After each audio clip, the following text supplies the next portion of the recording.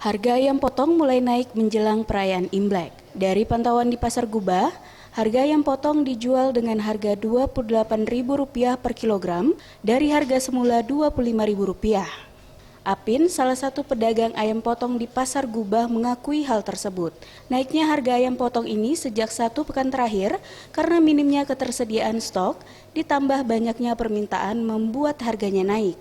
Dalam sehari sebanyak 400 ekor habis terjual. Dengan minimnya stok membuat penjualannya menurun, hanya sekitar 200 ekor per harinya. 28.000. Iya, 28.000. Ini naik apa turun? Naik dia. Yang waktu seminggu kemarin 25 masih. Menganut Imlek ini gitu. Biasanya tadi sampai berapa untuk menjelang Imlek? Kalau menjelang Imlek biasanya 30 standar masih. Hari standar. Stok berapa sehari? Stok 100. Tim Liputan Sriwijaya TV.